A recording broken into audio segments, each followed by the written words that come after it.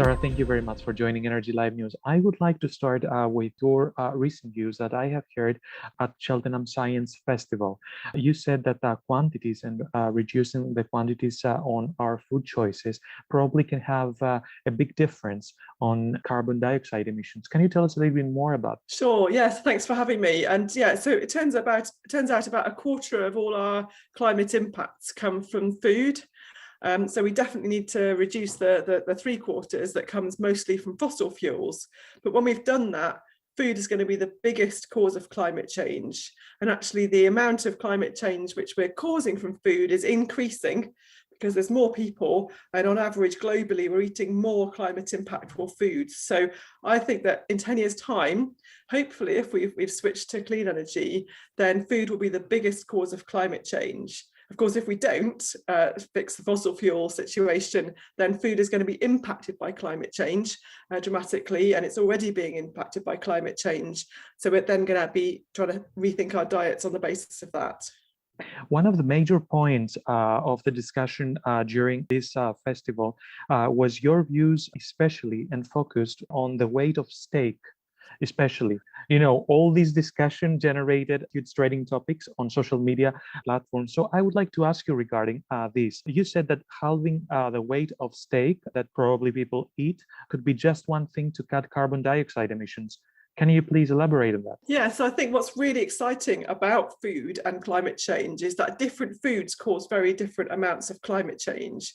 And that's actually good, because if all foods contributed about the same to climate change, then we'd be stuck because we need to eat. So to illustrate that, then I showed an example of a big contrast between two options. One was an 8-ounce steak and chips or fries for dinner versus a microwaved potato and beans. And I talked about how for an average European steak, then that would cause about 20 times more climate impact than the potato and beans. So, for example, if somebody is eating an 8-ounce steak regularly, then they can halve the greenhouse gas emissions of that meal very easily by cutting back on the amount of steak, if that's what they want to do. I would like also to talk about the veganism. How can veganism make a big difference in the bid to save the planet? Yeah, so when I first heard about the impact of food on climate change, then I went vegan for a year because I was so horrified. And that was the simple information I could find easily at the time, that a vegan diet on average causes about half the greenhouse gas emissions of an average omnivore diet. But when I started looking into the detailed numbers, I found it's a bit more complicated. For example, I was probably standing by the oven feeling very smug with my jacket potato in the oven, probably unpacking from a transatlantic flight.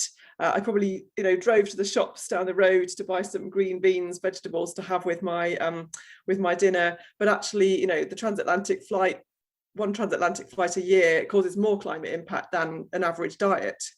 And having the oven on for 2 hours causes more climate impact than a small piece of, a reasonable sized piece of chicken.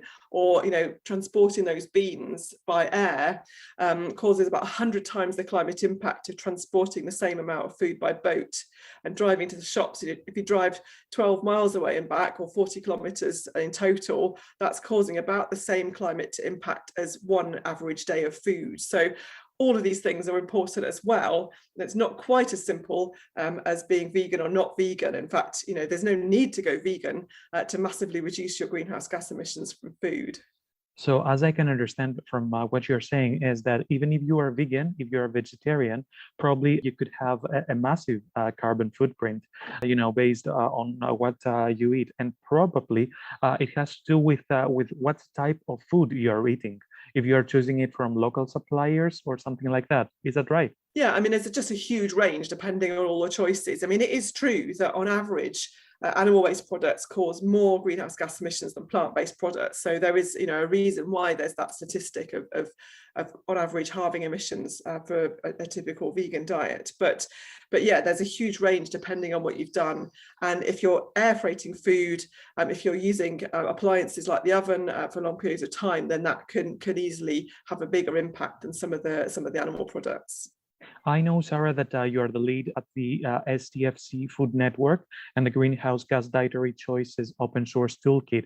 Can you tell us a little bit more about your work on that? Yeah, so I set up the STFC Food Network about 4 years ago to bring together people with a big data science and technology backgrounds like myself, together with experts on food, so that people in academia, but also industry, people who are actually producing food, and make those connections between people. And so that's been really fun and really surprising what projects have come out of that. And we funded about over 40 projects, which I think, most of which wouldn't have happened without that network, and built it up from 0 to over 800 people participating in the network. So that was super fun, and I learned so much about the food system from talking to all those people. It was great, and that's continuing. I'm not leading it at the moment, but I passed that on, and that's all still going, and lots of opportunities there across those disciplines. And then the Greenhouse Gas and Dietary Choices Open Source Toolkit was really about trying to pull together lots of data sources from all over. So, for example, what people are eating, but then matching that up with greenhouse gas emissions, water use, land use, those kind of statistics, and bringing those things together, and then doing calculations with that to find out about how different types of people, for example, are choosing different types of food, connecting that with cooking. That's one of the things that we've done recently, is looking at different cooking impacts. My final question is, from your research and from your work, which do you think is the biggest misconception that probably people have on food choices? So I think that, I think there is generally, the people I've spoken to, there starts to become an awareness already about, for example, the quantities of beef, quantities of animal products. That's starting to happen already in the last 2 or 3 years. I would say it's become a lot bigger.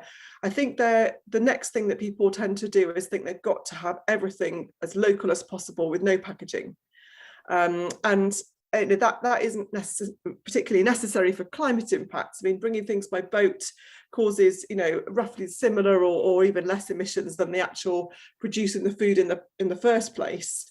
So, in terms of climate impacts, it's not necessary to get everything from your, local environment.